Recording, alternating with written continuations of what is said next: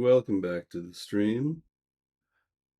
It's Monday and my time zone morning still, but I am about an hour behind schedule. So if you're usually looking for me streaming about an hour ago, I apologize. There is no school today, and streaming depends on kids not being uh, around needing help. So what we are going to work on today is to pick up with where we left off in our last session Thursday. And that is that we have um, successfully taken the wiki that used to be part of the NotQmail GitHub project and extracted it to um, a self-hosted website. The coffee needs to get in me. Just a second, then I can finish sentences. Yeah. So what you're looking at here is a local instance of the NotQmail website. Let's just recap what we have. I can and have edited locally. So for example, here's a commit that um, converts straight up markdown URL syntax to an ikiwiki shortcut. In this case, marginal benefit, but when there are longer terms that need escaping, it's nice to express logically what I'm trying to do, and then arguably easier to maintain later. So I have a local change about that, which produces the same link, the same URL. I haven't pushed it yet because it also requires a configuration change of adding the shortcut plugin, enabling the shortcut plugin. So let's just quickly catch up the production website, and I'll just show you the path that everything follows as we flow through the pushes. I'll make a new terminal here. Yeah, here we are. So here I am in the config file of the live site. And what I discovered locally is that I want to add plugins shortcut.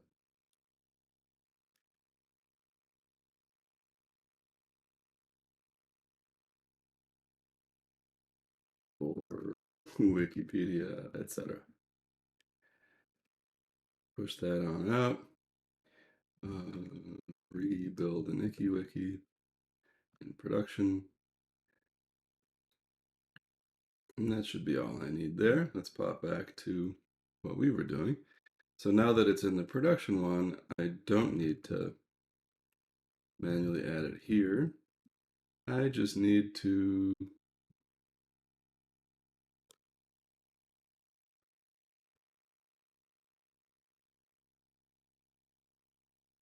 really got a merge conflict. It's gonna rebase. Yeah, fine. Okay, so let me try this again a different way in case it's better. Let's check out the setup branch. Fast forward it. Yeah, okay.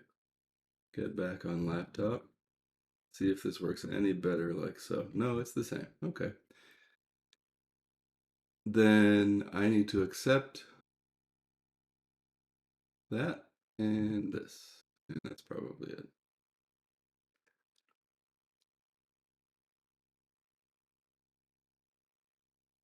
Okay. So once again, if I diff the local ikiwiki setup running my local instance of notqmail.org against the upstream one, you'll see the differences are I stick laptop in the title of the wiki so that I don't miss it. I have different paths to the source dir. On my server, it's NetBSD home directory. And on my laptop, it's a Mac home directory. Same for the desk dir. Oh, I can and should I have since set up HTTPS locally using mkgsrc, and so you can see the local host is also secure. So let me act on what I noticed.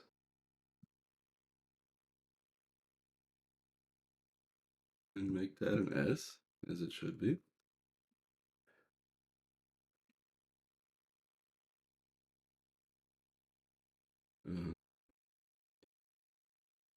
Catch up to HTTPS enablement. It's just a local change. Now let's continue reviewing.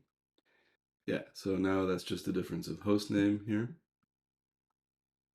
And then the local instance also adds the mirror list plugin. And that's what makes this little line at the bottom happen. So any page I'm on, goals and non-goals, links to where there's what I call the production mirror. Let me show you the mirror list config as we get down the file.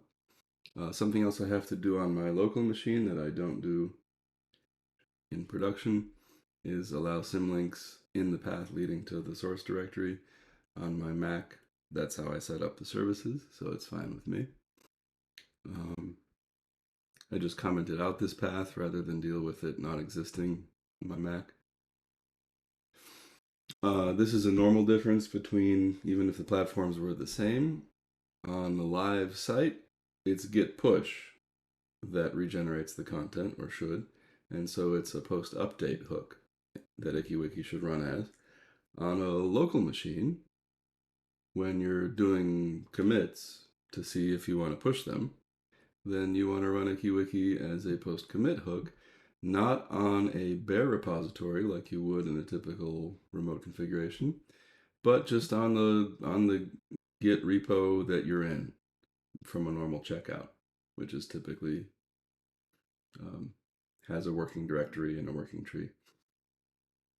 And then I commented out this one, which on the server side, when it's been pushed to, it pushes everything up to GitHub as well, just as a copy, as a mirror. And we won't be doing that from my local machine. So I commented that out.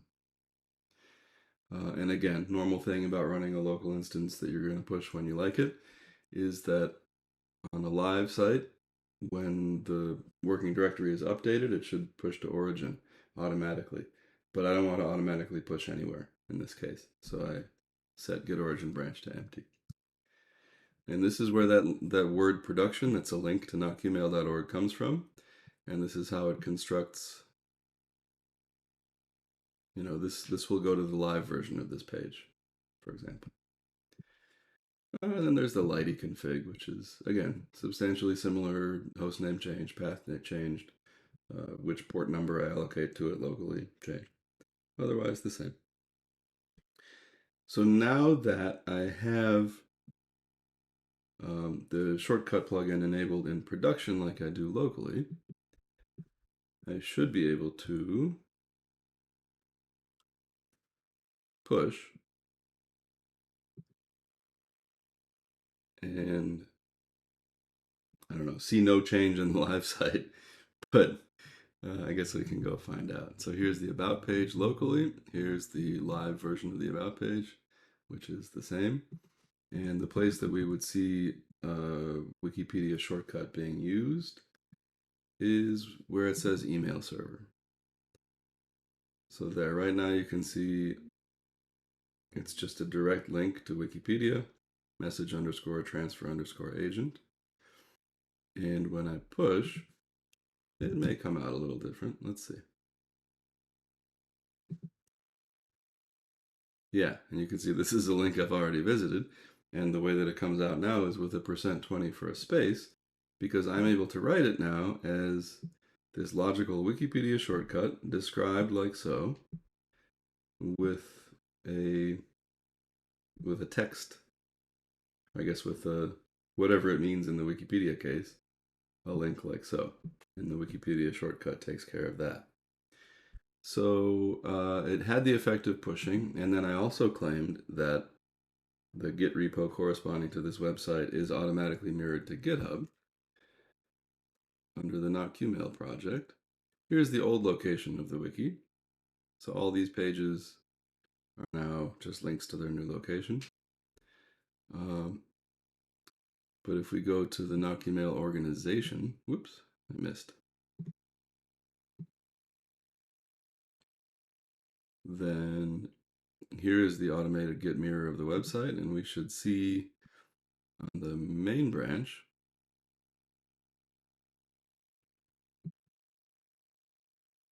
if it's working. Yeah, those are my commits. I committed them a while ago. I committed them last night locally. But use Wikipedia shortcut and remove trailing whitespace are those two most recent. And then if that's not really convincing, let's look at the setup branch, which you saw me do. And there's that commit that I did to add the shortcut plugin. So all the branches of the live site, notqmail.org, the website, which are built with ikiwiki, are automatically getting pushed to the notqmail GitHub repo. Now, what did I want to work on today with the time that I have? It is that mentioned it before, and I think I might even have it open somewhere here. I sure do. Life with Qmail is a wonderful historical document that we have been given blessing and revision control history to run with and do what we want to, as long as we host it our own way, because the person hosting this, who is not the author, doesn't want to change it. So we'll make our own version. We'll fork it as can be done. And we want to include it on our website. That's why I was motivated to self-host. So that we have a website and so that we have a way to process the text format, the input format that this is written in, which is not Markdown. And so that's what I want to work on with our session today, is seeing what I can do about handling the input format. So let me tell you what I know so far. What I know so far is that this document is written with tooling that is called SDF.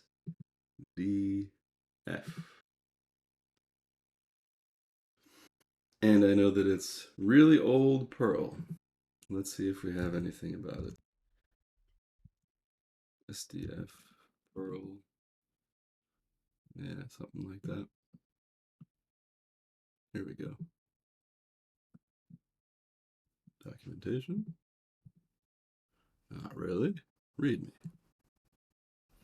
Here we go. Simple document format. Freely available document development system generates high quality outputs in a variety of formats from a single source. So lots of output formats, one input format, and the output format I'm interested in is, for purposes of this website, exclusively HTML. So in my favor is the existence of a parser and formatter for this markup language in Perl, no less, which is the native language of ikiwiki itself. You can write ikiwiki plugins in other languages. We don't have to. We can just write it in the same one and use this to handle the text formatting, provided that this code is running on a recent version of Perl. So I started smashing my way around that problem. I did already add this to package source, so that's why this is not exactly a package source stream today. Although we will probably, if we find enough fixes, we will probably commit them so that it runs in the current state. When I committed it at the time, I think it was running without many errors and it was generating output. So in the intervening years, since I guess 2019, there have been some new Perl versions and they've deprecated some more things. We have some warnings and things to deal with. So I am going to rely on package source as sort of the build and install and uninstall mechanism as we figure out how to patch this minimally to get it to run and format an SDF document. Once that's done, we can bounce back to the ikiwiki context directly where we can write an input format plugin using this Perl code once it runs. And that part, once it runs, which is the arbitrarily difficult problem, the input format plugin for ikiwiki is not tricky. Ha, rhymes. It's very simple. There's not much to do. You need input from one file to correspond to HTML output for one more file. So it has to be a one-to-one correspondence. If your markup language doesn't do that, or the renderer doesn't do that, it's not going to be a good fit for ikiwiki. You need to figure out a way to make it fit. ikiwiki assumes for each input document, either it has a way to transform it, or it copies it as is, and it's one-to-one. So luckily, that's one of the options with this format. And I don't think it's going to be real tough once we have the code running. So let's see what we can do.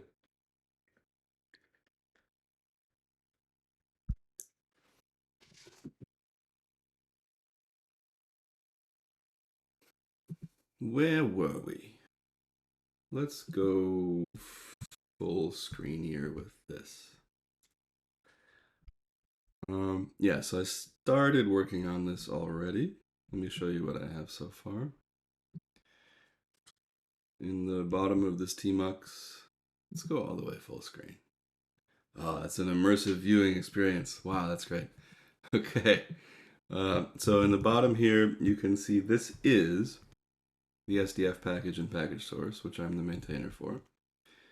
And I have sort of preemptively locally bumped the package revision because I'm making some changes to the code. The package revision represents user visible or sort of runtime changes to the code that are not accounted for by a new upstream version. So if we change the way, like we install programs under different names, that's for sure user visible. Package revision bump. We don't usually do that. It's not a great example. But also, like particularly important bug fixes, like I just did an update to the libspf2 package and package source because there has been a commit in the upstream libspf2 to fix some kind of a security vulnerability, but not a corresponding release. So I can't just update the package to the new release that has that bug fix because there isn't one, but the bug fix is there. So I can take that one commit as a patch, apply it to package source, and bump the package revision of libspf2 so that if somebody is counting on getting a version that has that patch applied, they can check the package revision. They don't have to, I don't know how else they would do it because we make binary packages. And so that's how you could tell this is the one where that patch is included. And then we can also use that version number, sort of a sub version number, in things like our package source list of vulnerabilities and say that if you have a version of libspf2 before package revision 2, then it does not have the patch applied yet. And if you have package revision 2 at whatever the version is that this refers to, then you do have the fix, or anything newer, presumably. And so automated tools can also tell you that one has a vulnerability, update to at least this version. So we don't have that going on here as far as I'm aware, but I am expecting to make changes that are user visible, like making runtime warnings go away. I've been working on that. A reason I wouldn't do a package revision bump is if the package didn't build at all, for example. And so I made some changes that I want to commit. I wouldn't bump package revision if it fixes a build because nobody had the old version. And this can be a little more nuanced depending on if it fixes the build on some platforms and not on others. Yada yada. But in principle, a build fix does not have to be a package revision bump unless it also does user visible things on other platforms that we're already building. This is Perl. There isn't actually a build step to speak of. There might be like a configure or like an organize everything, like check the dependencies. There could be run some tests, but there isn't a build. There's no compile step. So this stuff is installing, and that's how I'm discovering that it has runtime problems. So I'm not exactly, yeah. So I'm putting package revision up locally because I expect the runtime behavior to change. You're going to have a version that has lots of warnings, and you're going to have a version that hopefully doesn't have any. And you want to be able to tell the difference at package install time. So that's why I bumped this number. And then what I worked on most recently is here.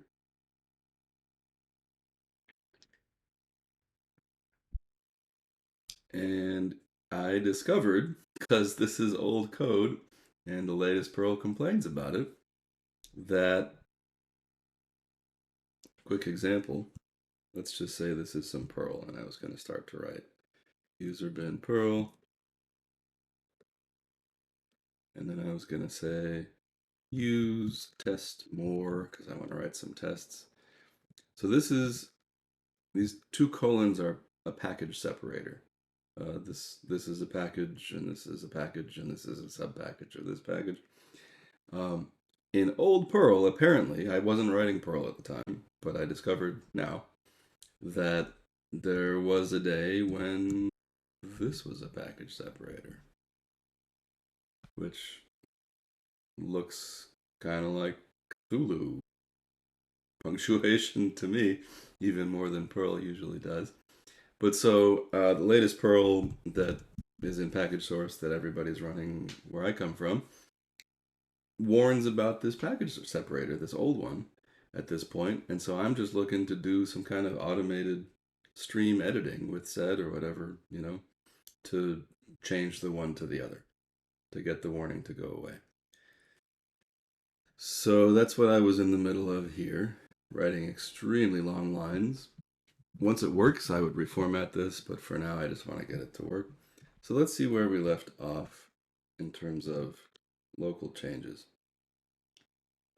Another thing I like to do while developing package source packages, especially if they're going to need local patching, is to, the package source itself is in CVS, but I like to add my particular work areas, the repos that I'm responsible for. I like to add copies of them to my own little Git repositories. So you'll see on GitHub I have a couple hundred Git repos. Many of them, maybe 150, are packages that I maintain, something like that. And pushing them there doesn't do anything to package source. That's just me keeping a copy where I can work with Git in my intermediate states, and then CVS commit them to upstream when I'm ready. So it looks like I already have a lot going on here. I forgot where I left off. Let's take a little look. If I do a CVS diff, this looks better than a typical CVS diff because I have a wrapper program that makes it look more like Git output. But here are the things that I've added these, so we can look at those and remind myself and you what I did. Bump the package revision, like I said. I have this new bit of sed to try to replace, I guess, this combination as a package separator with the modern version. And it looks like I had to update some patches. Oh, right. I was going through, so I was getting a ton of warnings trying to run this code. And I figured, let me look in some other package managers and see if anybody else is managing this SDF tooling and has already dealt with the modern version of Perl that I'm dealing with. And if I can borrow their fixes, I certainly will. This wasn't what I was trying to be doing. It's a yak. So if somebody else has already shaved it, I will take the result. So this patch looks like some line numbers got adjusted. Did anything else change? Yes. It looks like we had to change this regular expression. And given enough time and coffee, we could talk about what that means, but I'm just going to accept it. And that's it for the CVS diff. So get status should also look pretty involved here.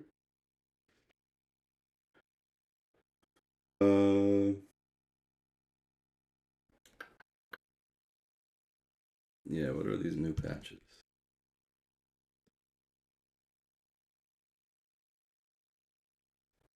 Okay, yeah, that's also a really old construct.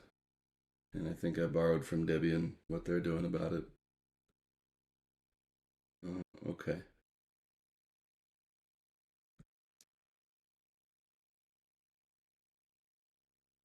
All right, so let's see where we are. What do I have in temp? Ah, that's where I had the Debian patches. Okay, so if I do a make clean, looks like I need to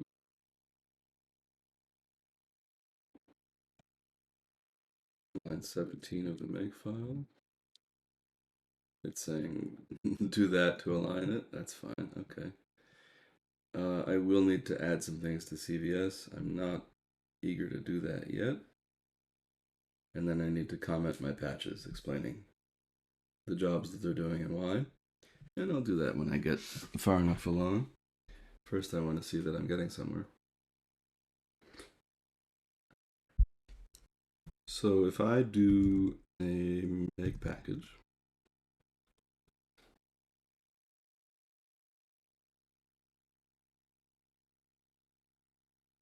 that's fine. And then I do a make replace, and let's just clean while we're at it. Get rid of the build that I just did. Yeah, and then I think what I had going in this upper one is, can I just run an SDF command? Here. Here's what's installed in the package. A bunch of Perl modules and libraries and images.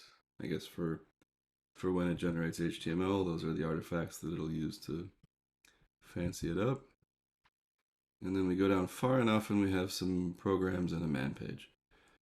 So I should be able to say man pod to SDF, and I can.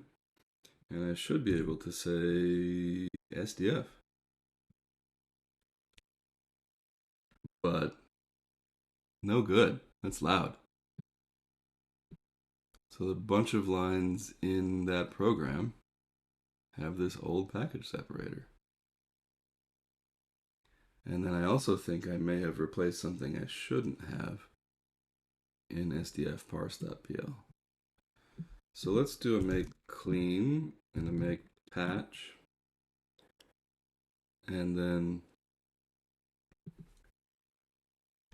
make some space here too.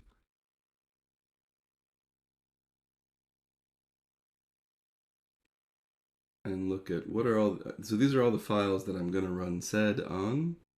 And one of them is probably parse.pl. There it is. And what I'm going to replace it with really naively is every time I see an ampersand single quote, replace it with 2 colons. And I think that must be, first of all, I missed some, but also let's look at what I did overzealously first, a false positive in perlib SDF parse PL, line 103. Yeah. Okay. So this is a little table of, I don't know, keys and values for something.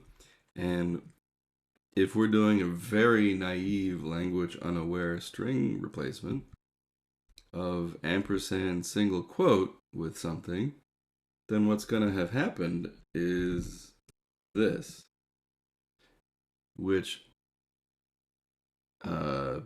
yeah. So then the key now ends here. And then I have this li sitting out there being nothing syntactically. That's why it's saying bare word found where operator expected. This is a bare word. So I don't need to really take that message too seriously. What I need to do is when I replace this, let's look more carefully for what we could match. Maybe that's a good way to do it. maybe we can restrict it that way. So if we look at macros, and again, the thing was ampersand. So what we want to have happen instead in this case is this. I'm pretty sure. Let's grep for that pattern and see what we learn. Yeah. I think I can just say that. And they're nicely highlighted. So these all, I was going to say they all have a leading space. So I guess I could look for leading space and do that. That would leave that one key out.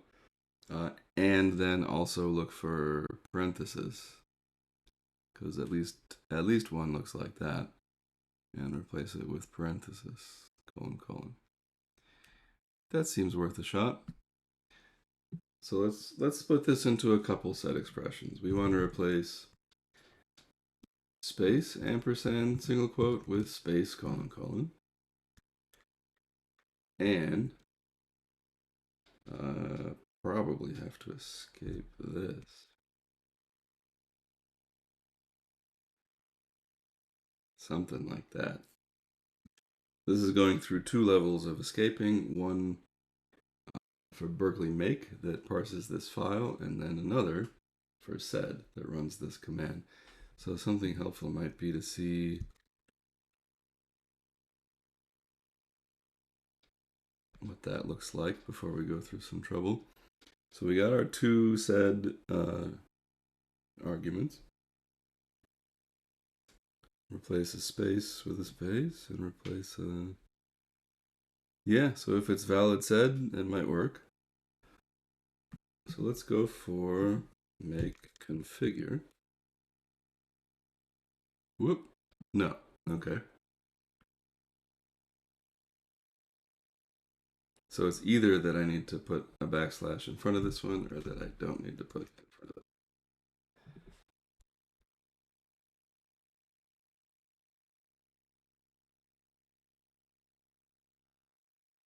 it. Okay. So there was one file where nothing changed, but there were maybe a lot of files where they did. Let's give it a fresh go in case I bollocksed something up.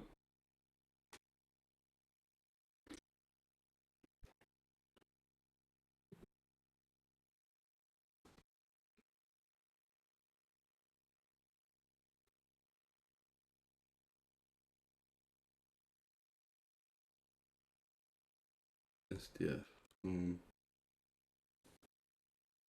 Just a moment. Home standard lib. Yes.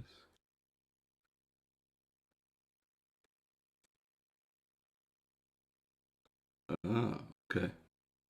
So then we also need to look for a tab. Okay.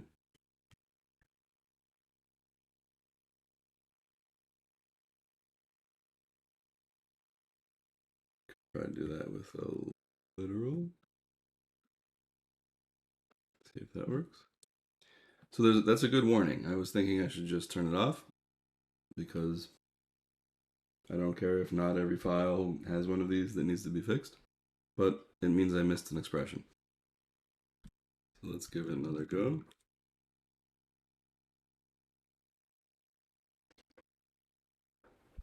Okay.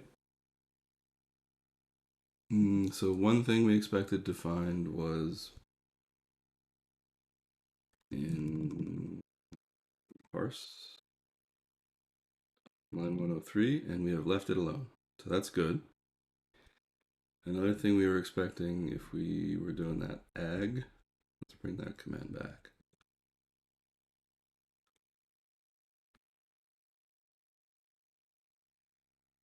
Ha, okay. So we still missed a case. We successfully left this alone, and also the case where it's the value, not the key. That's fine. And this fancy case where it's doubly escape. I didn't do that. That's good. Okay. But we also have to catch the case where there's a not right in front of it and change that too. It's just very silly. So do I got a backslash that? And let's see if there are any other things while we're looking at what's left. Yeah, everything else looks like it should have been left alone. Yeah.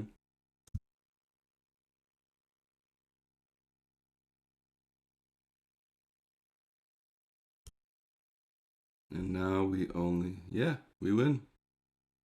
Those are only instances that should be left alone. So I consider that this pile of said is doing its job. Maybe we could try to organize it a little bit now.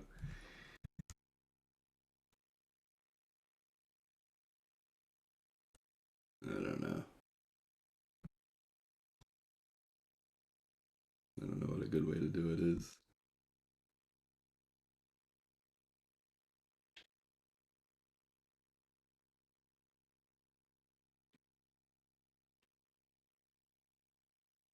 I don't feel strongly about this being the best, but it's okay. It's not too long a line. So that takes care of all of our package separators. What if then I go on to install that?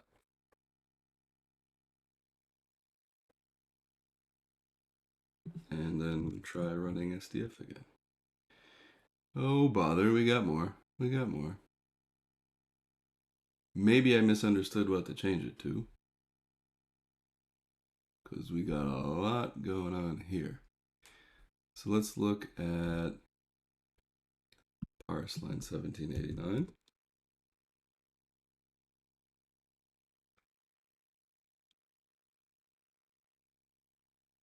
Oh. Okay, so I handled the cases that were ampersand single quote. Uh, yeah, so why did I do it that way? Because it clearly wasn't thorough enough. Because how else can I tell if I'm looking at a single quote that's being used for quoting or a single quote that's being used for packaging? I'm just a guy with a stream editor. I'm not a language aware abstract syntax tree. Okay. So trial and error continues. We need to handle this case. So those are all the ampersands. We also need to handle a literal $sign. I think because of make that's how to do it. Oh, and I screwed this up. Ha.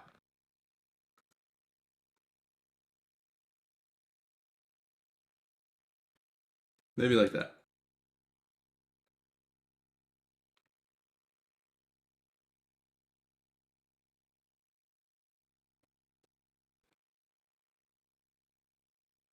And let's see if we can ag for that.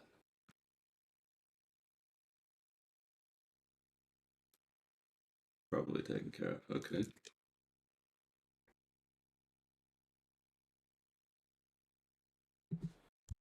So give this another shot. Wow. Okay. Either stuff got a lot better or program didn't run long enough to have a lot of problems.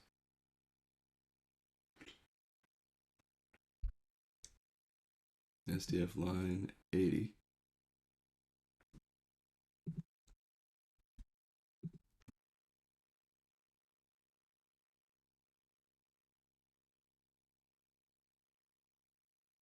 Might be a runaway string starting on line 4.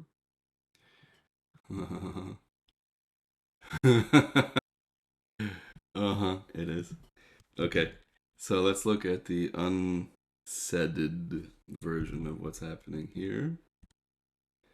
in SDF line 4. Yeah.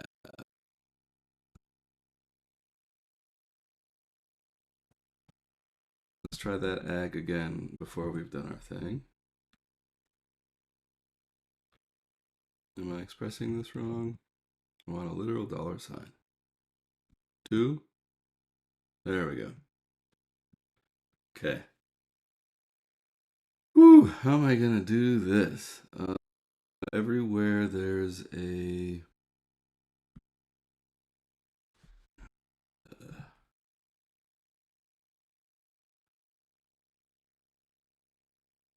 just taking a moment to reflect on my life choices that brought me to this point, because I'm not typically very much enjoying this. So for example, this one here, this is one I should not mess with. And this one I'm not sure about. I want to be doing something in a Perl expression when I see this. So, lordy, how can I tell? What can one do to programmatically not have this problem?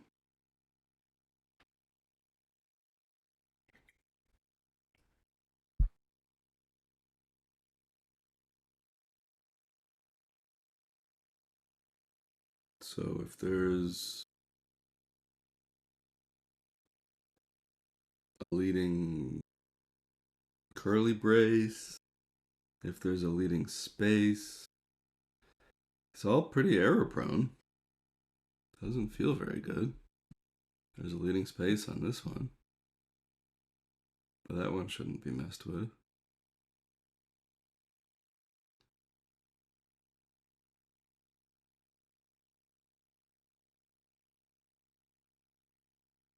Boy howdy, that's gross.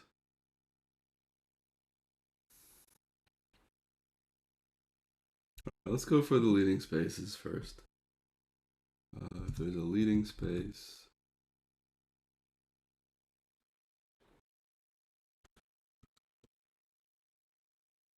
do that, I guess.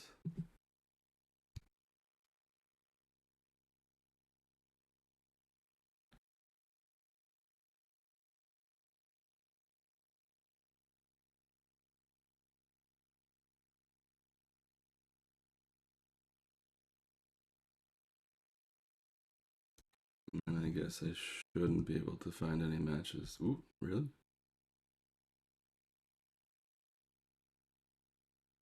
That didn't work the way I thought.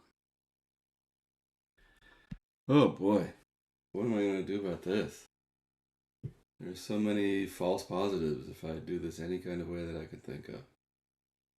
Do I need to hand patch it?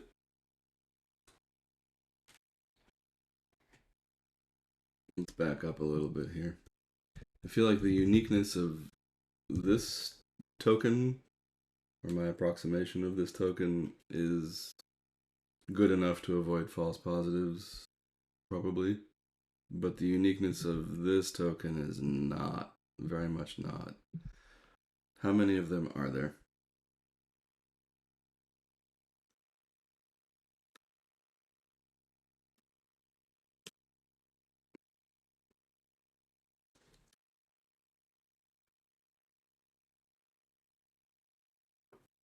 Some of those are .orig files, but that is a lot of files to pick through.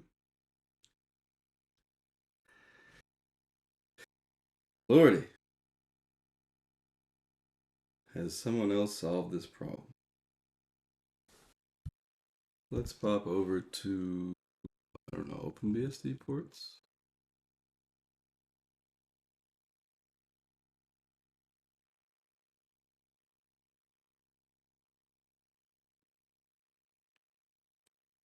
They do have.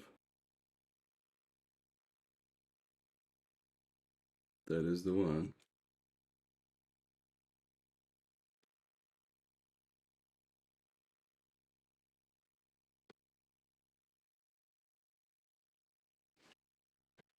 Has nobody tried running it?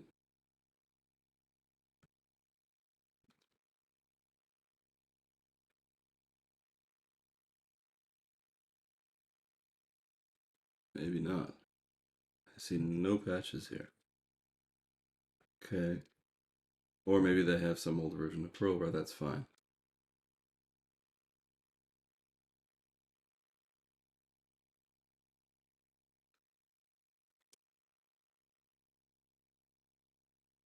No, that's what I have.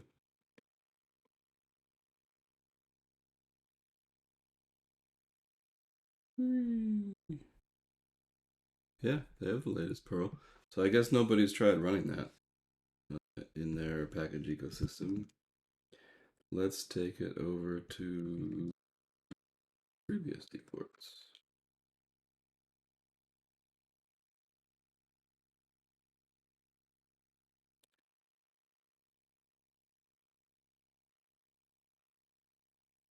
No, that's not where they have it.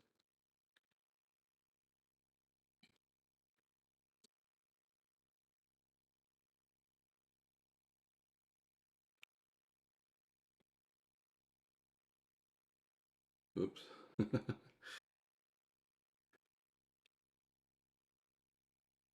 Okay, that's the one. How are they managing?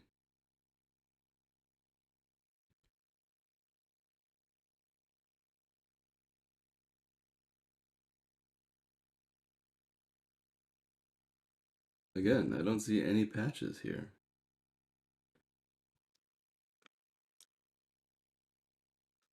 So, I mean, they are just warnings. Maybe they're not bothered by them the way that I'm bothered by them. Maybe the code does run just super noisily, but I'm about to try to develop something with it. I don't want noise. And those warnings are deprecation warnings. So not far in the future, they're gonna fail. So I don't want to proceed with the current state. I do want to do something about it. I don't see solutions in these environments. I think in Debian they were running an older Perl still. So that leaves me having to do something about this. What might be okay.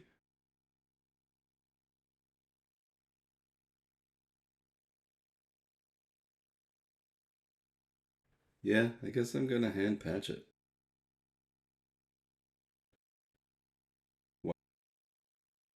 Let's see if there's a way I can do that with less labor. I was able to recursively search for which files are candidates for manually changing. So maybe I can sort through that way. Let's go back to where we want to be. Yeah. Let's make clean. Let's make patch. We're not going to do the configure yet. And I'm going to cd in here. We had an ag that we can just do in the current working directory. I want to leave the orig files. I don't want to remove them. That's how patch will regenerate the patches. But I don't want to have them in my list. So grep the ones ending in orig. And then all of these, how many are we talking about? It's more fun than I'm entitled to. But let's get through it.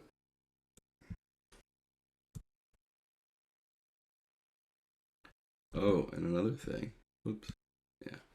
Another thing is there's a command package VI that will prepare an original file if it needs to, but package VI does not take a list of files, it only takes one. And so I will not have anything persistent from one VI file to the next as we do this.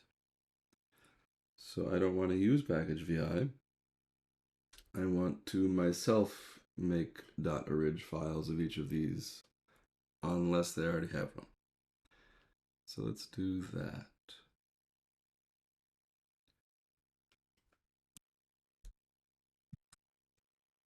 I want a list of files that I need to consider editing manually that don't already have a .orig. So first, just here's all the files that I need to consider editing. And that should be the same number. Yep. And then if I say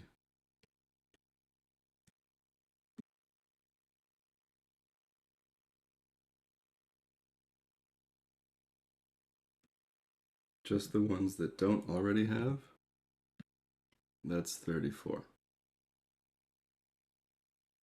Okay, and so those are the right files, I'm pretty sure. Let's go this way. And then for each of them,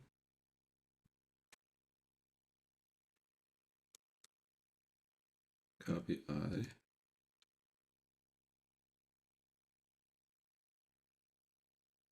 I.orig.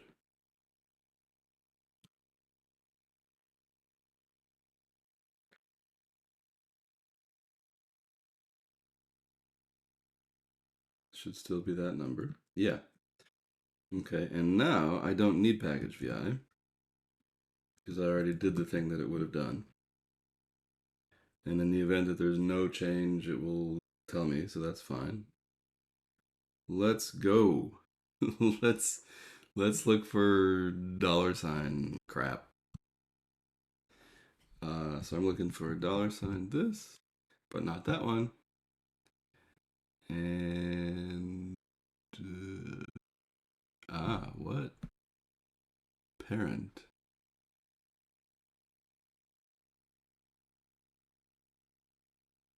Maybe this one. I can't tell. We're parsing something? I don't know what that's going to get used for. Oh, I really don't want to have to know what's going on here. Okay, let's say I skip that one. See what happens. If it turns out it is getting used as a package separator, then something will happen at runtime and we will have to change it. But I don't want to change something. Okay, so I don't think I do anything in this file. Onward. No. No. This is promising. That's one. That's one. So I replace it with $that. Okay. So we did something in here. A lot of nope. That's one. Hopefully I'm modernizing correctly. So this is converting text, so no, not for me. It's not a function call. Whoop, whoop, whoop. Yeah, no, none of this. Yes, this.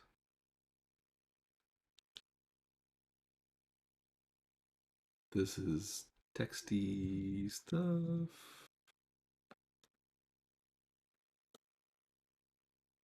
Okay, this is less involved than I thought. Certainly not messing with these tables. I'm looking for a function call, nothing in here. This is not nearly as bad as I thought. This is a function call. I don't know why we have to say it this way, but I don't mind.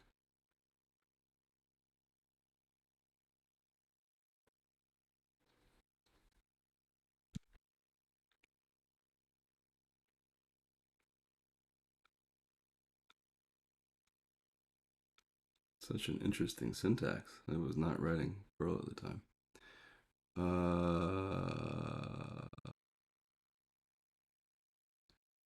Is that supposed to be a function call? Or value substitution. Yeah, it is. It is from right here. It's, okay. All right. Hopefully it didn't break it. That's the two HTML ones. So if the HTML comes out funny, then I'll know I made a mistake. It will exercise that. Not here. Not here. Not a function call. Not a function call. Okay. Nothing. Nothing. That's a function call.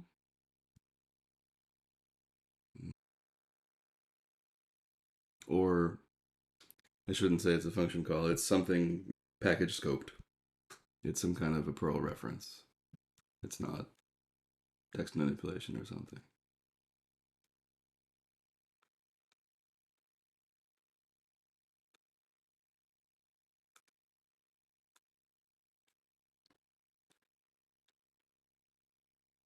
Boy, is this something. Only the best programming for you. Thank you for watching. Yeah, these are all package scoped Perl identifiers. That's it for this file. This one had a bunch.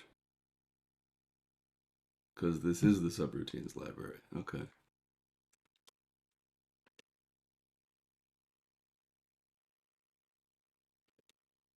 A lot of files that it's just like a CVS substitution. This is all something else. Okay. Oop. No, no. That, even though it's in a comment, is the kind of thing that I'm looking for. Ooh.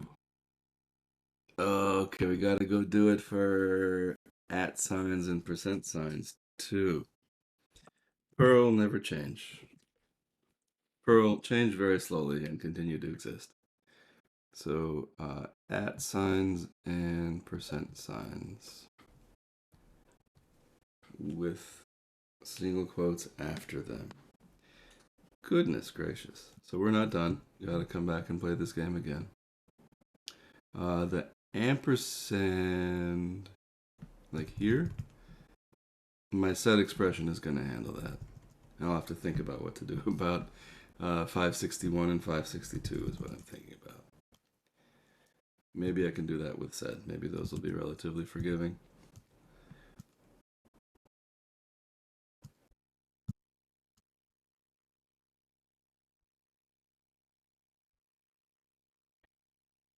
Nope.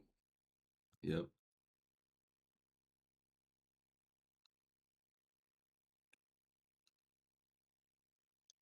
Comment, but matters.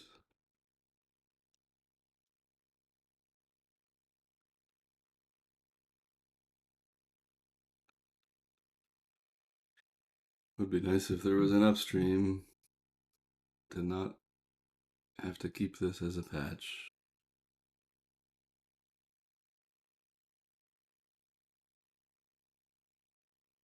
So anywhere it's a Perl identifier, then I want to make my change.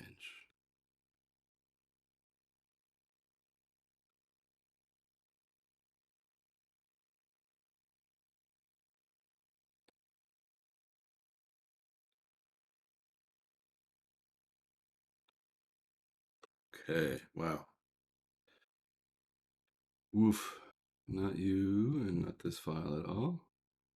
Or this one. This one. Yeah.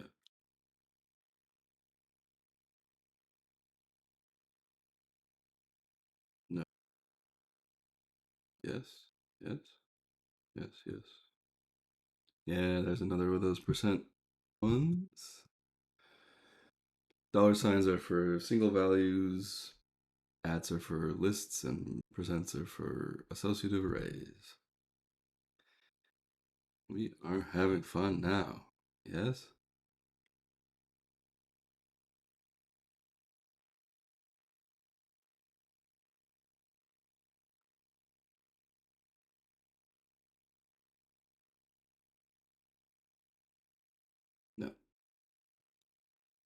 Show me a Perl identifier. There we go.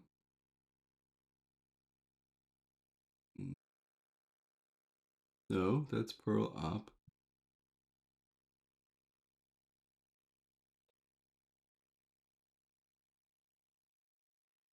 Don't think so.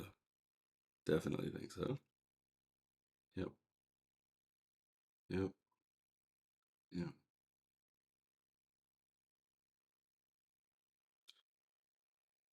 Ooh-wee.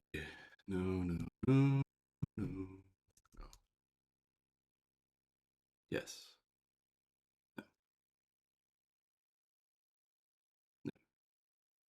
No, no, no.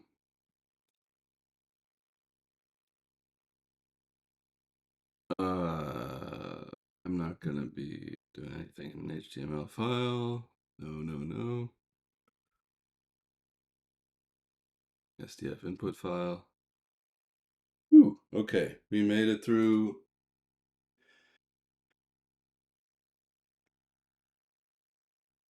Lordy. That was for the $sign.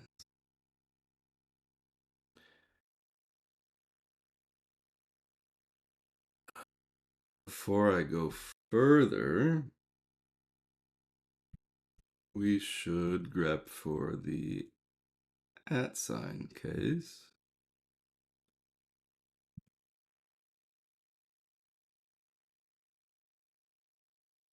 Is that really it? I might not need so many of these. Yeah.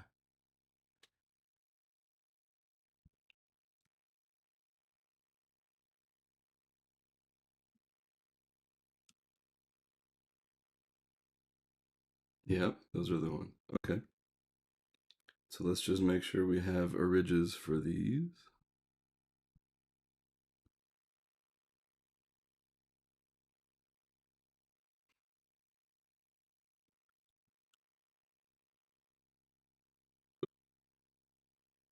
Whoop. What did I do? Not trying to do VI yet. Smarty pants. Just get a file, this thing. Yeah.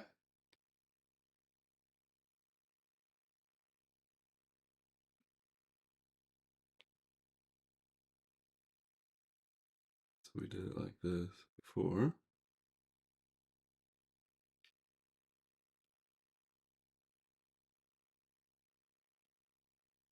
Okay, they all have origes. So all I need to do is edit them.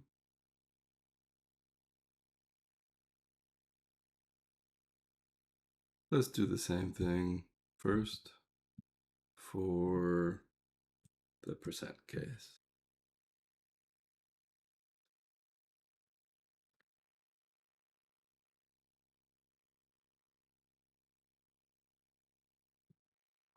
Oops.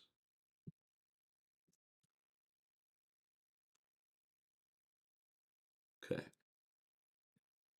This looks like a test. That looks like an SDF file.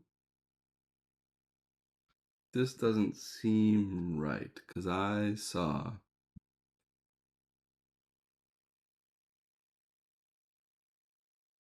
Oh, right, but the other ones already have backups. Okay, so then yeah, let's get to it. Let's edit them. Looking for first pass.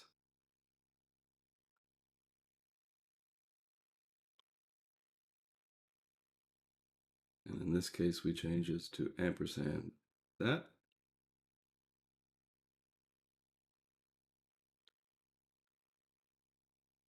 No, no, no. Gotta be a Perl identifier leading with that. Yeah, I keep wrapping around. That's one. That's one. This is the stuff. The weird, weird stuff.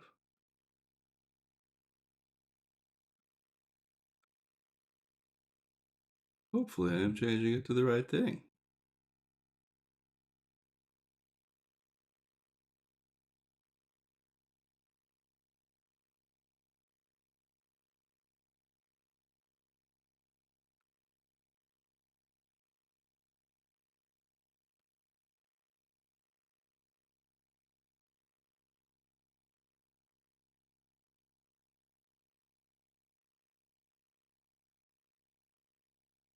Good. Yep, yep. Okay, and then same thing for the percents, the hashes. For that's not one. I don't even want to be in this file. That's one. So we change that to percent colon colon.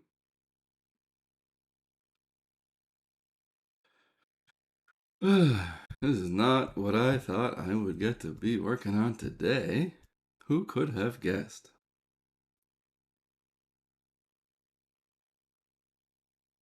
That's one. Yep.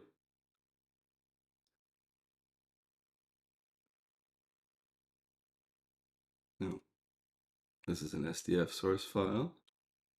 Okay.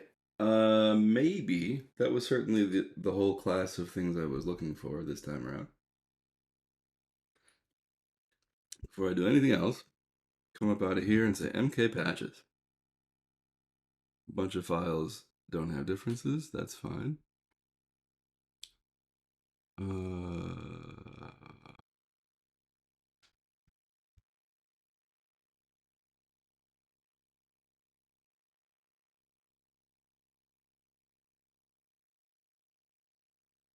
Yeah, I had this problem before. Okay.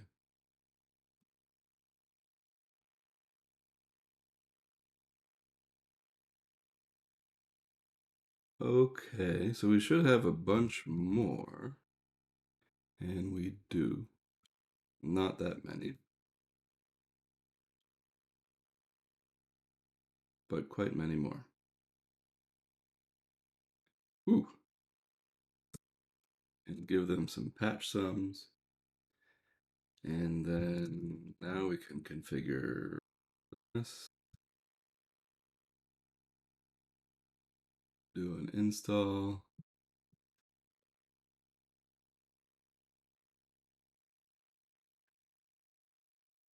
We missed many.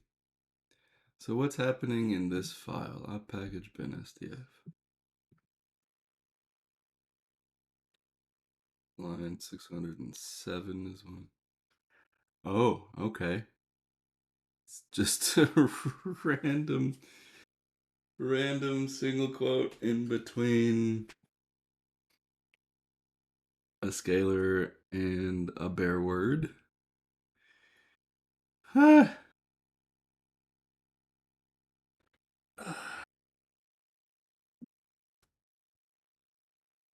don't know, friends. Is this fun to watch? You having a good time? It will be satisfying when I can run SDF without warnings. So maybe you do want to hold out for that. I don't know.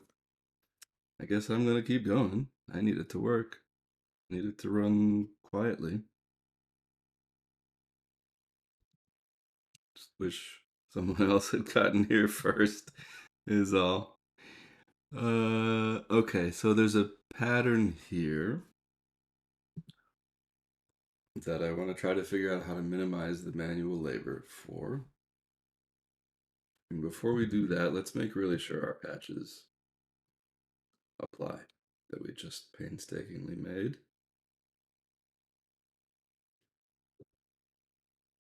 Not quite.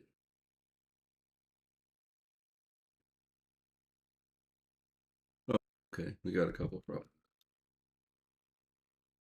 Some of these are going to be 0-byte file, but they got put in here anyway. So let's, yeah, get rid of those.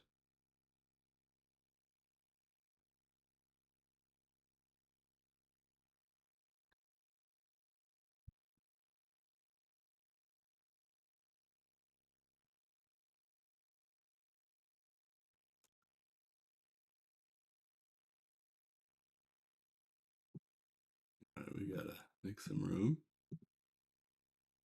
Shell delete empty files.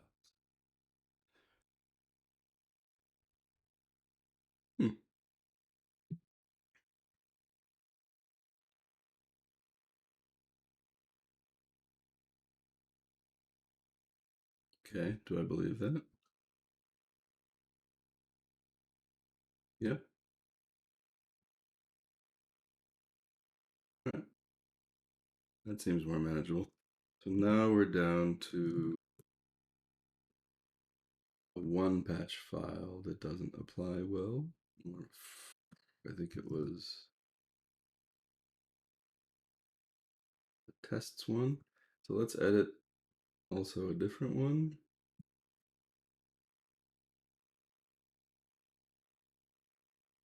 See what the difference is. I think just the path.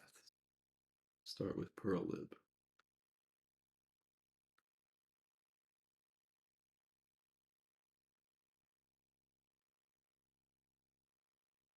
So now I think all the patches will apply quietly and successfully. Yeah, okay, so we can we can reproduce all the trouble that we have just gone to. That's a plus. Yeah, so here's a patch with this kind of crap in it. Okay, good. Didn't lose that work.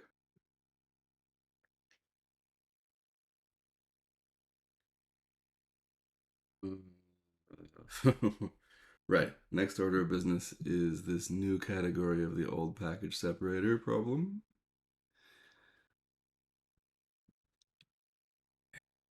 And I want to figure out how to waste as little effort as possible. I feel like the way I just did the ones you saw was relatively not inefficient for how inefficient it could have been. And so I wanna keep succeeding on the scale of success that is available to me right now. Uh,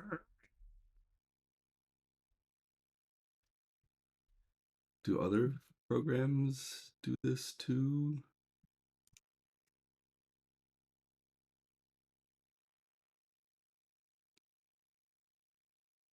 And Perl libraries do it too. What do those ones look like?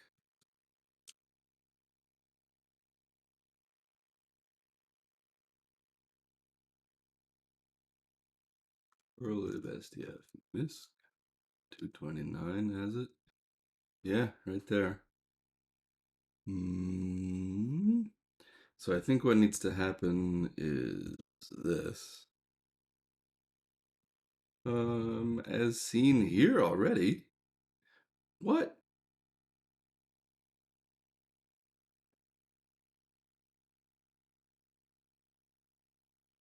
How?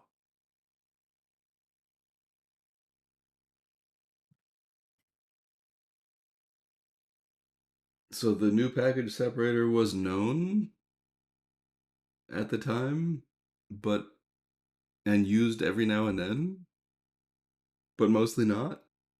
Is that what I'm looking at here? Just trying to understand. Okay. Uh, so what's the pattern that I can be looking for?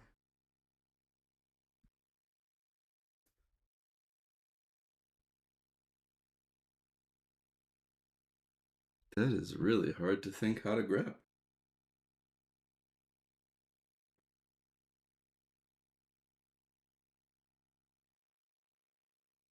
It's just a single quote. I guess a single quote between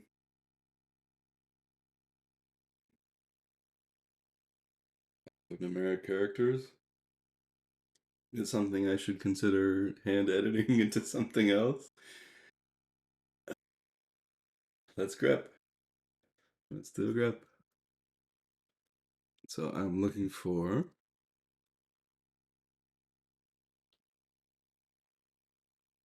a single quote in between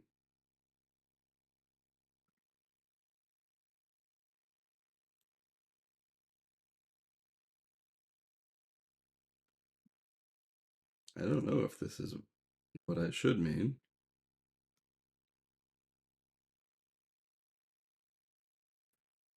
Certainly has a lot of false positives. Mm, Get some file. Whoops. Just match some files. Stay out of doc.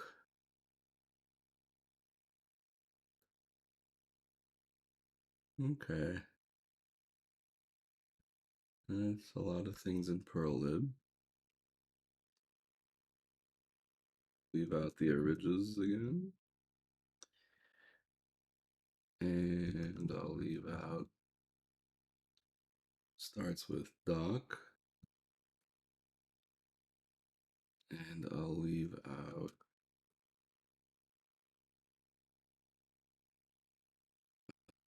ends with HTML.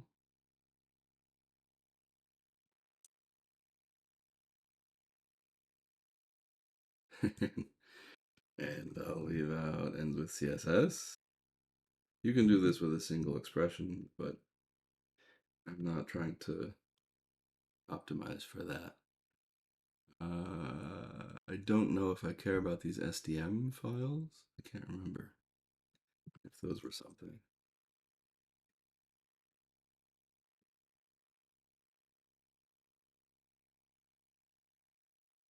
Probably. Standard lib.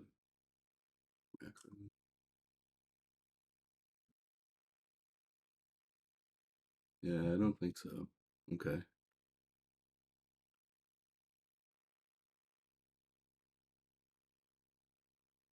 So leave those out. And SDN.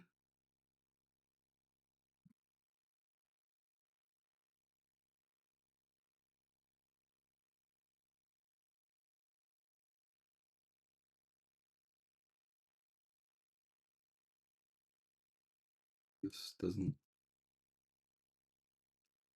Yeah, not that one.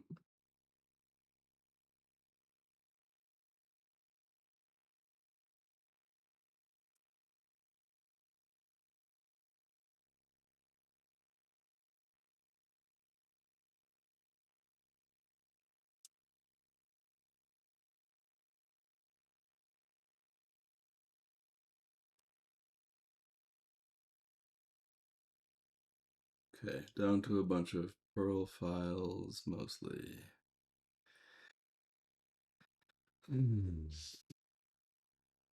I should get an award. I don't know what it should be.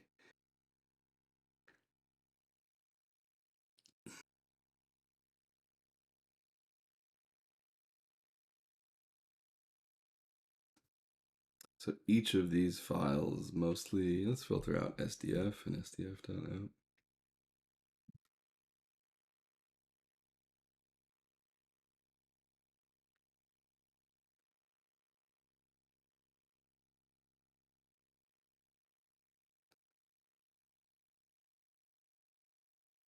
Okay. Yeah. And then I'm not interested in any all caps file names.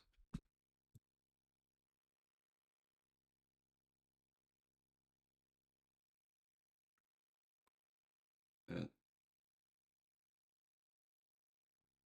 the top level, at least, this would get those. No.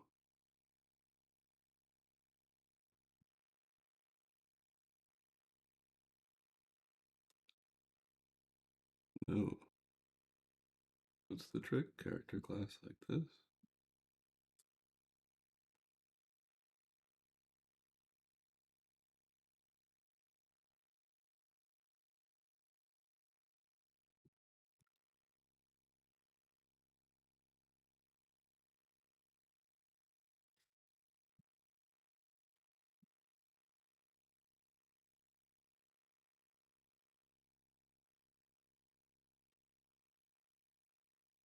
No, that doesn't help.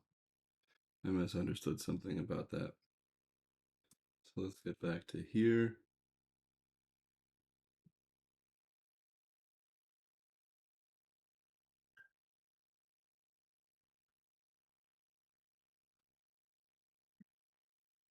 All right, whatever. Good enough. So for each of these,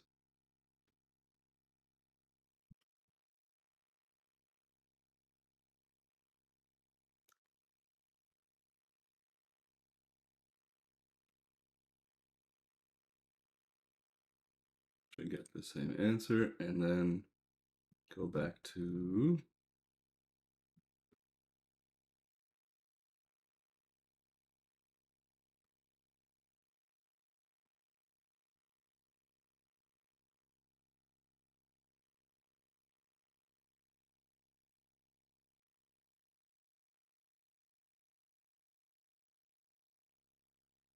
hmm,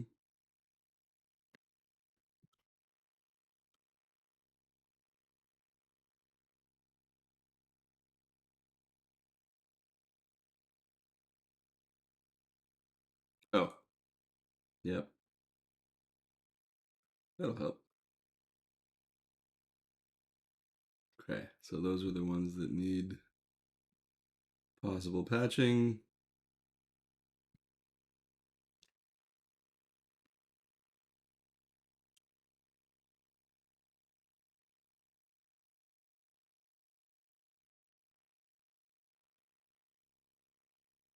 Here we go again. I'm looking for, now in Vim terms, I don't know if I can say this.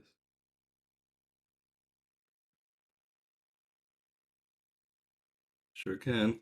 Okay. And then a single quote. Another one.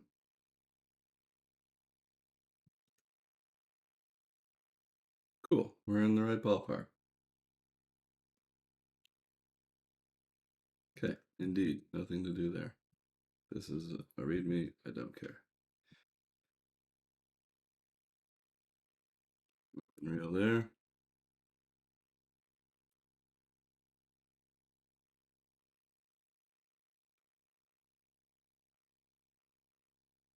Oop.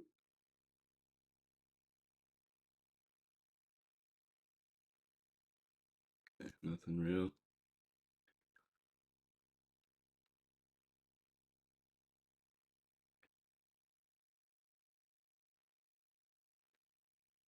Yep. Here we are.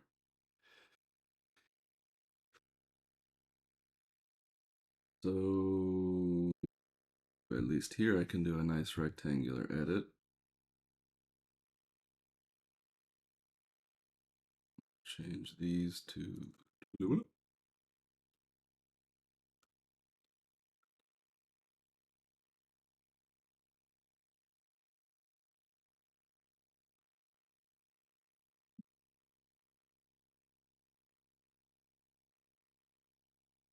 Okay. That was all of those, apparently. That's so weird.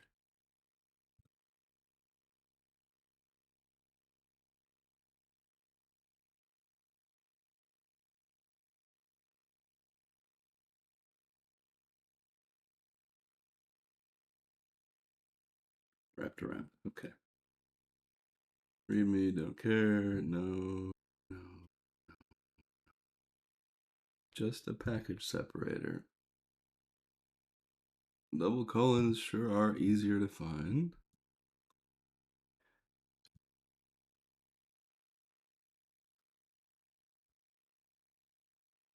Must have been wrapping around, yeah.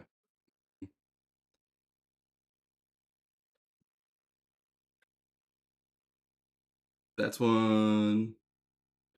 Nice.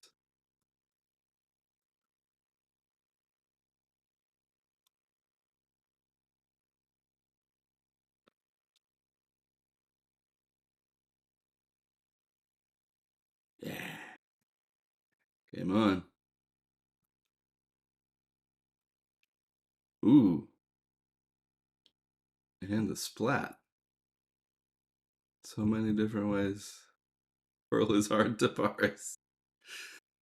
Oh, it's amazing.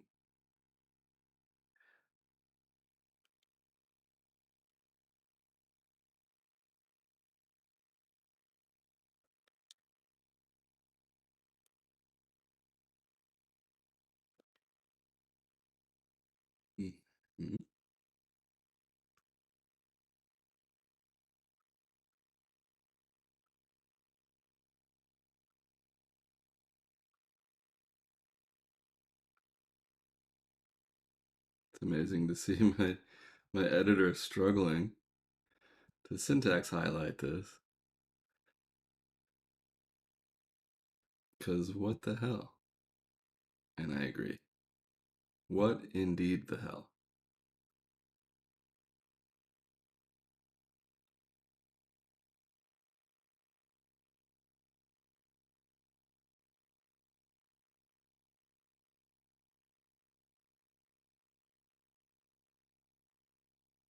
Oop, I missed one? Yeah.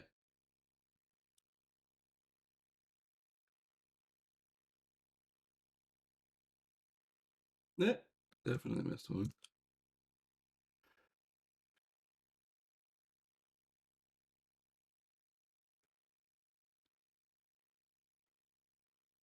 Okay, now we're wrapping. Yes. This is a little harder because the thing that I'm matching starts before the thing I want to change. So unless I have a good idea, I have to use my fingers more and my brain more to move one more over and then change it.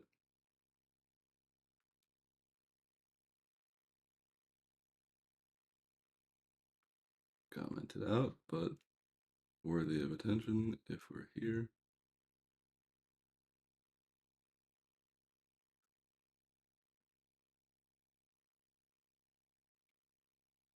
Oh, Perl.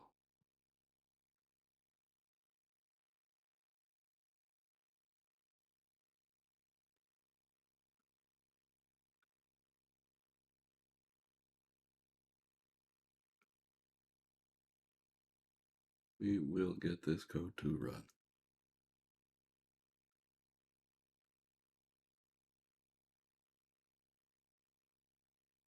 Nope, nope, nope. Get out of here. Nope.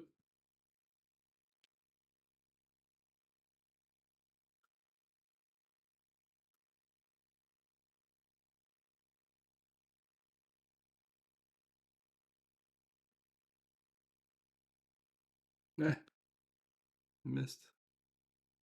This is really error prone. What? No, here.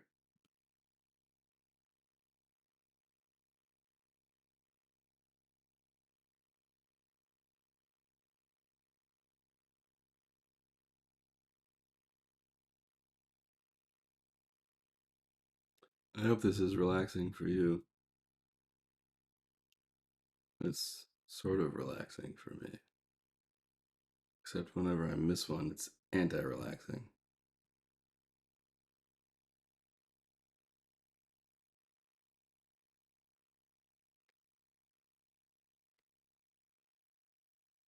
Probably done. Whew. And that was to HTML, so I really kind of need that.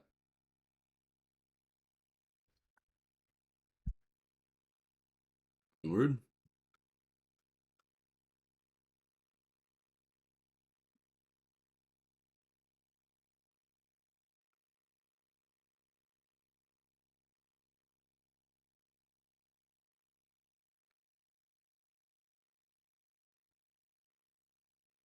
Am I wrapping? I am wrapping.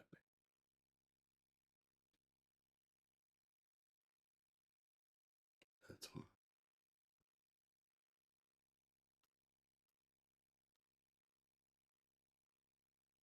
Wrapping.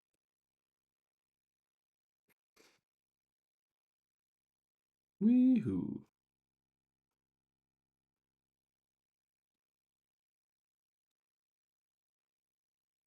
Did I go around? I thought I went around. Okay, yeah, nothing in that one.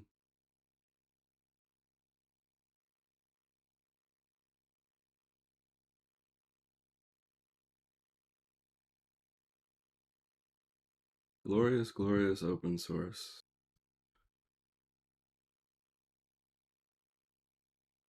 So fancy.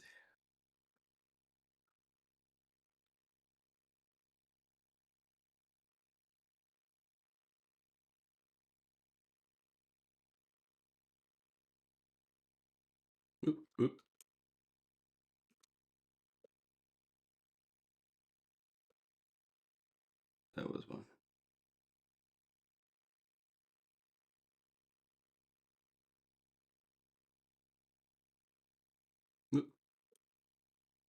Getting sloppy.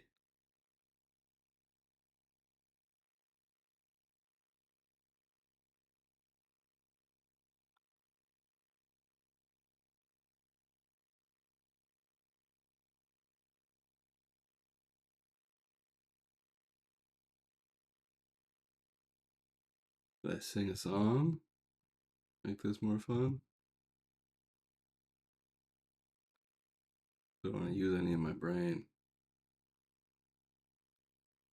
besides the zen of whatever this is. Hmm. This is probably a pretty boring watch. I wouldn't want to be doing it, and I can't imagine you want to be watching it. Not my most scintillating stream, but it's real. This is what it is like today.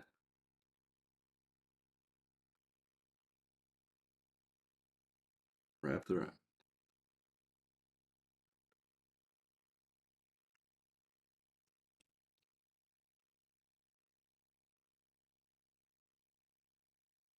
Did I wrap around? No, not yet.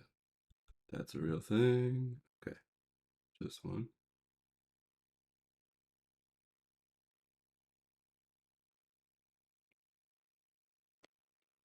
Nothing here.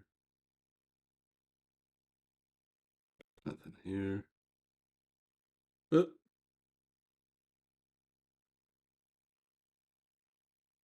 just the one.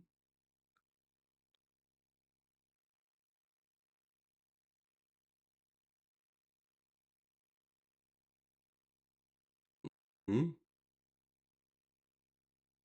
So fancy.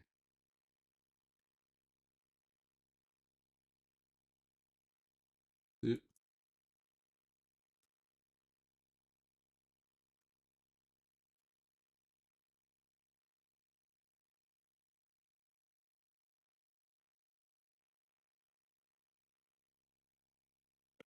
Some notes. I think that's fine.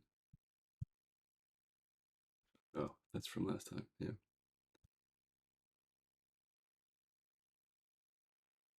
Fancy rectangular edit. Here we go. Yes. Show me another match.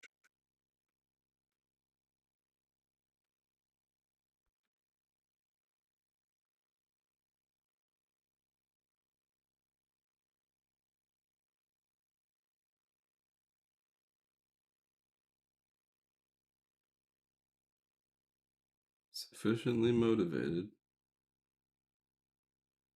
The person will do this. I am sufficiently motivated. At least I'm not yet sufficiently unmotivated. Maybe is the way to say it. Lots of evals in here. That's exciting.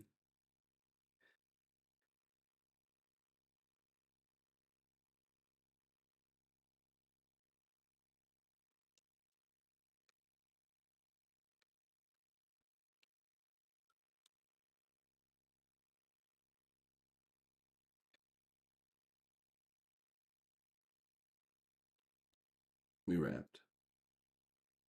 Yeah. Whew. Okay. Time for another round of MK patches. I guess this is a package source day. Mm,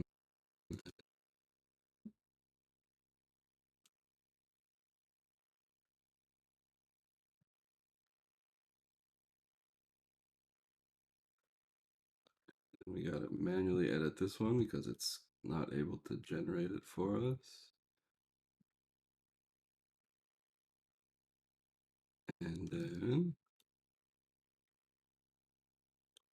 that, that. Those are all the meaningful patches.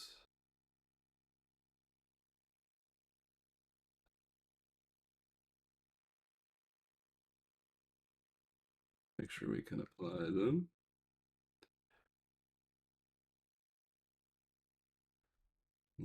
That one either.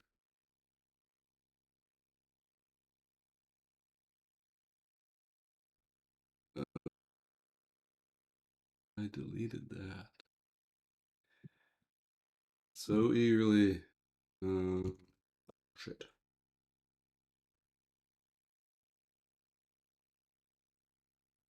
Modified. Okay, we had this one before. Thank you. What was it before?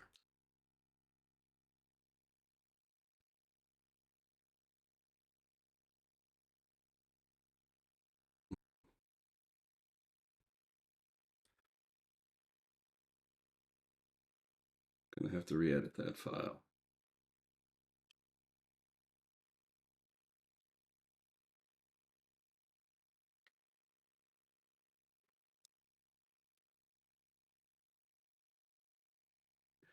Oy.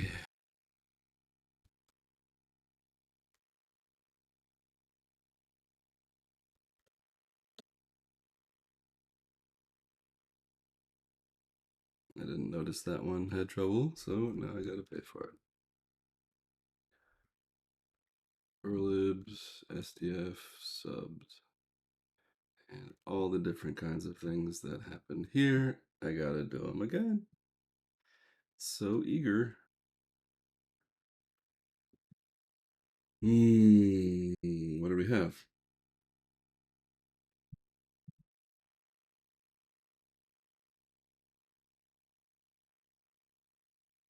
This is what was there before. That's it. So what did we decide? We had $, single quote that we were looking for. And I gotta do it again.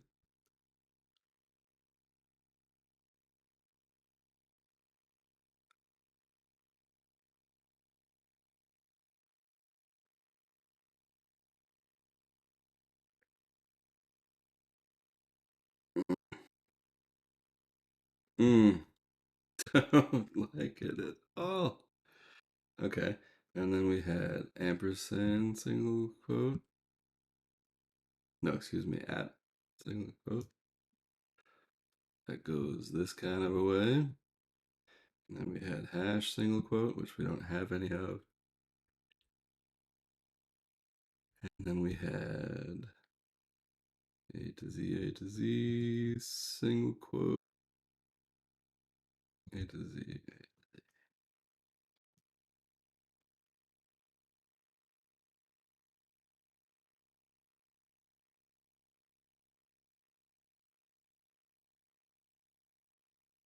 Wrapping around. Yeah. Right.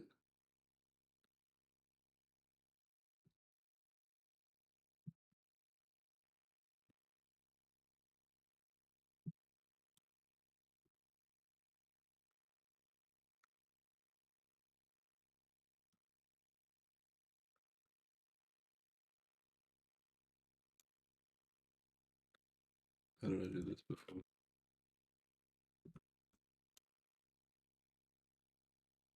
Yeah. Oops.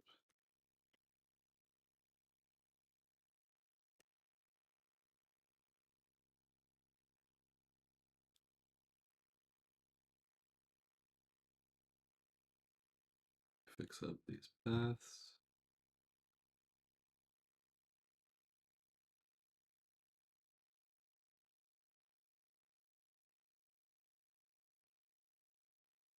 Yeah, it has the other stuff in it too. Okay.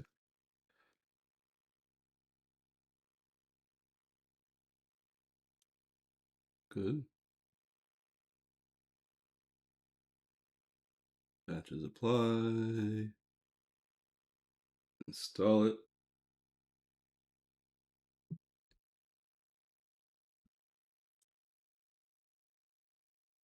Wow, that wasn't half bad. Let's look at that again. There's just a couple instances left in a couple places that I missed. Again, this is probably not all of it, because this is just the paths that I happen to have exercised here. But so let's look at these two remaining cases.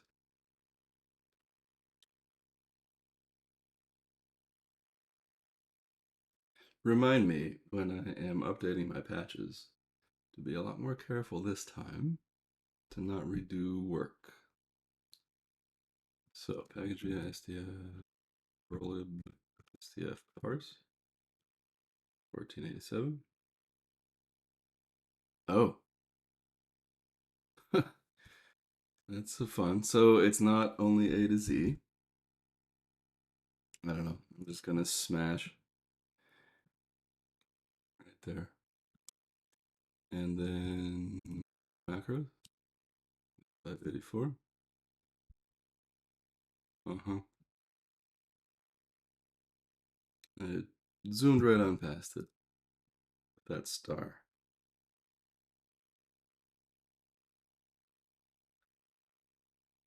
Okay.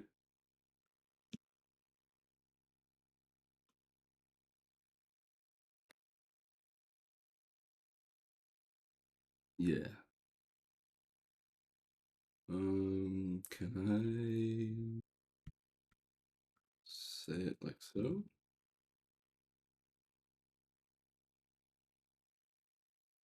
Seems like it. So then did that make me a patch prolib SDF sub? All my good stuff? Yes. And did it make me a tests? Yes. So that's cool. Gotta remember to do that. Um,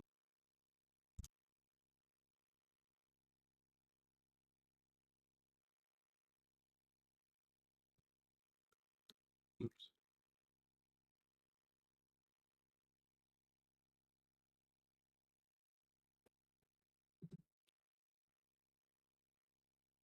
Friends, this was hard earned.